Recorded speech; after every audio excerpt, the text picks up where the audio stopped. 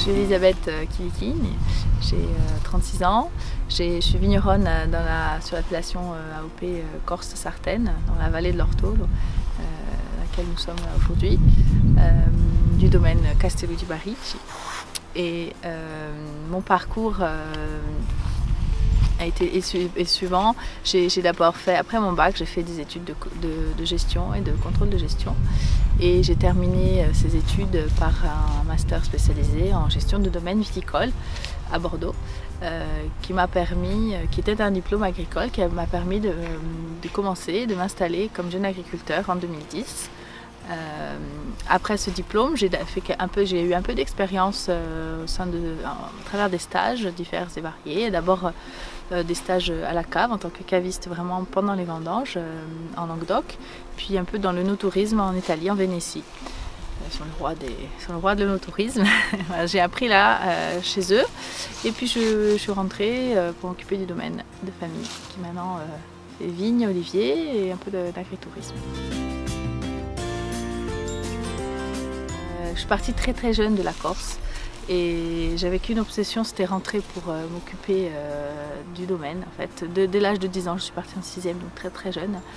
Et j'ai appris à travers des dégustations à la fac, un club d'œnologie, pour dire la vérité, et mon éducation aussi bien sûr, à quel point le monde du vin était extraordinaire et varié et riche de sens et de goût. Et c'est pour ça que je me suis complètement décidée à reprendre le domaine en fait, dès le début de mes études. Voilà. Alors, ce que j'apprécie, c'est la création de valeur, c'est-à-dire de partir d'une grappe de raisin pour arriver à un verre de vin et être finalement porteur de plein de choses, de joie et de convivialité. Ça, c'est vraiment ce que j'aime. La première des choses. La deuxième chose, c'est vraiment la polyvalence du métier.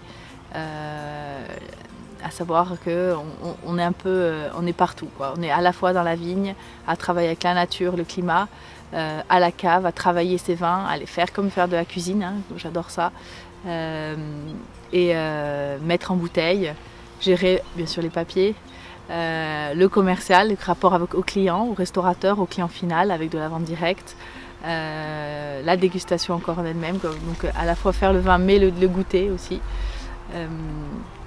Et ça, c'est la polyvalence. Et ce que j'aime aussi, c'est que chaque année est différente. Alors ça, c'est aussi une petite contrainte aussi, parce que aucune année ne se ressemble. Non seulement parce que le climat est différent et qu'il y a un vrai effet millésime, comme on dit, mais parce que voilà, parce qu'on est nous-mêmes différents, on évolue et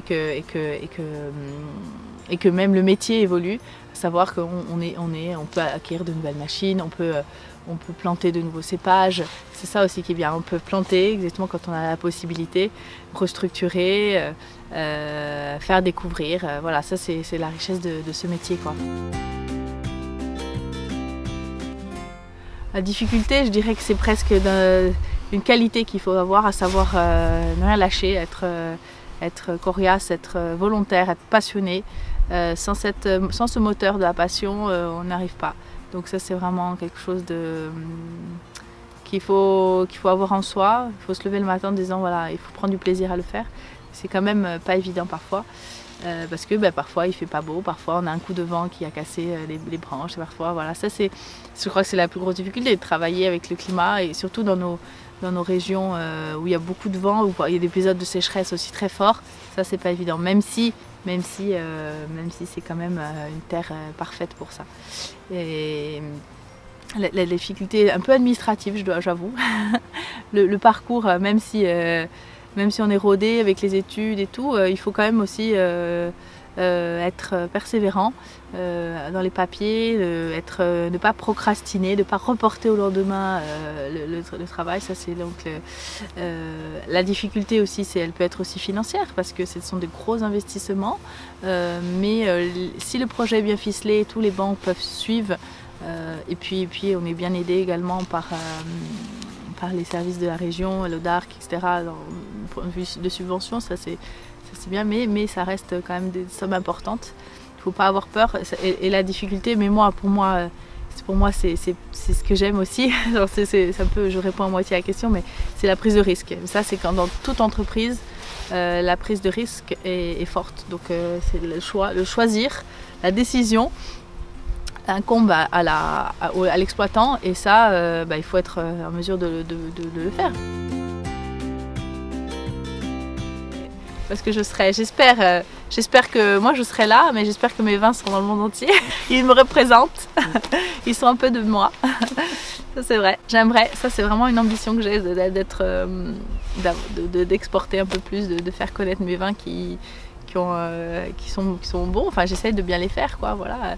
Après, dans 10 ans, je sais pas, peut-être que j'aurais planté plus de vignes.